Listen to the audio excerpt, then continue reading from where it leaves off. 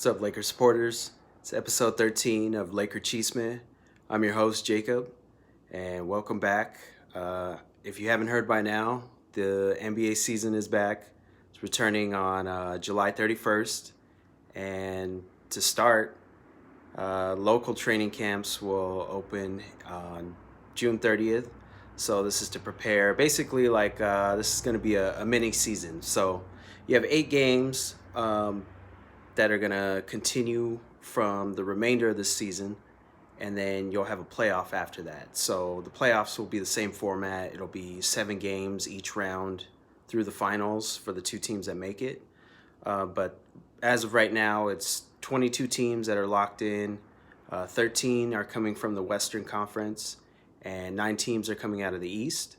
So that was voted on by the NBA Board of Governors last Thursday. 29-1 vote, with the only dissenting vote being Portland. I'm not quite sure why, but they weren't, a fan of the plan. So moving forward to July 7th, the teams will go to Orlando.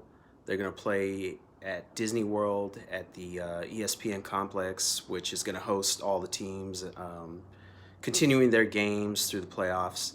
And so after the 7th, then July 9th through the 11th, they're going to go through a training camp in Orlando to get them prepared.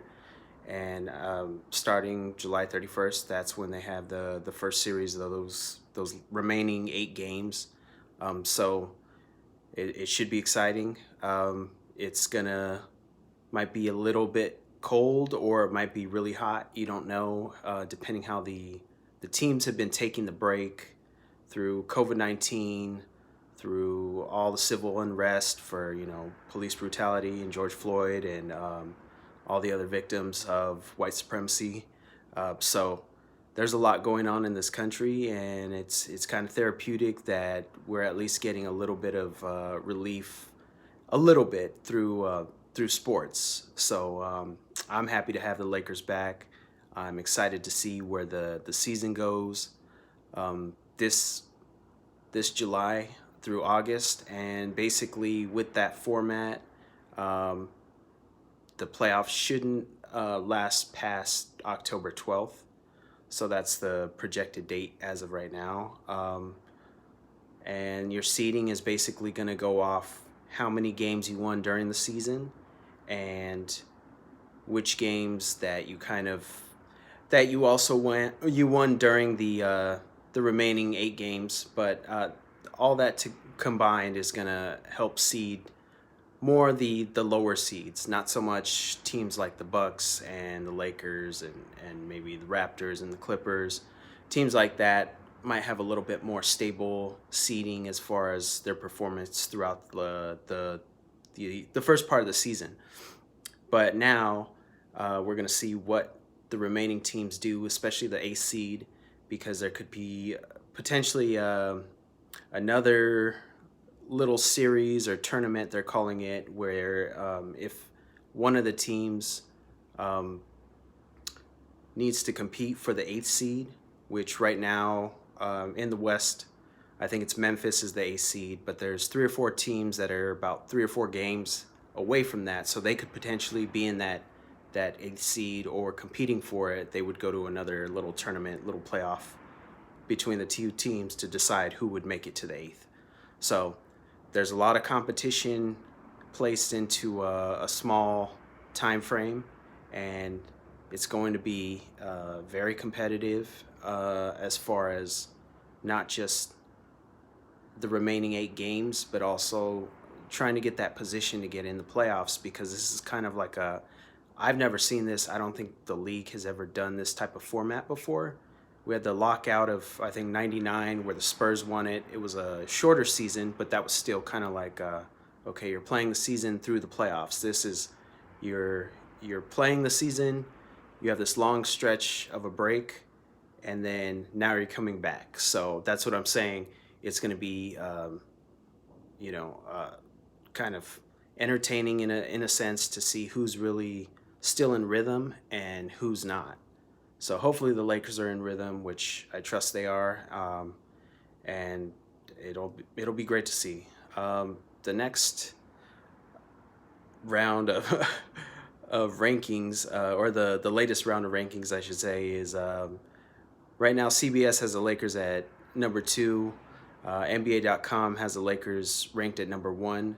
So there's some minor discrepancies depending on who's writing the article or how they look at the standings. A lot of media outlets, they have the Clippers at third, even though there are teams with better records. And same, you could say the same for the Lakers. The Bucks have a better overall record, but the Lakers had more momentum, and it seemed like they came off two statement wins against the Bucks and the Clippers, so they had a little bit more momentum as the season was progressing through March, when it abruptly was paused. So we'll see what they do when they come back. It's right around the corner. We got about 3 weeks away. The practice facilities are open now, but as far as them actually getting into the formal training camp, if you will, for the remainder of the season, that won't commence till the end of June.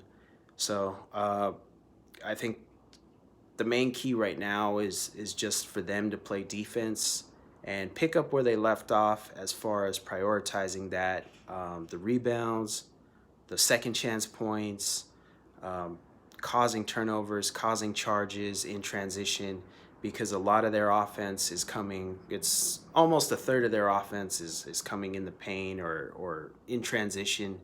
So all these defensive moves that they're doing on the boards against opposing teams, and actually protecting the ball and then making sure they're not turning it over to just basically give away the game, it's all adding up on the offensive end. And that also creates open shots, better shots, more higher percentage shooting.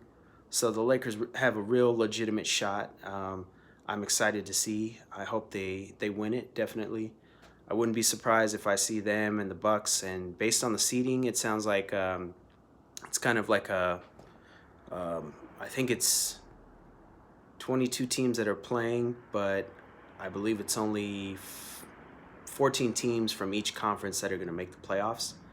But depending how they do the brackets and the seeding, it could be just everyone's playing regardless of the conference, whereas the normal format is you're playing within your conference up until the finals, then you're playing the opposing conference. So if they're playing everyone, who knows, you could potentially see the Lakers and Clippers, or I don't know, you never know.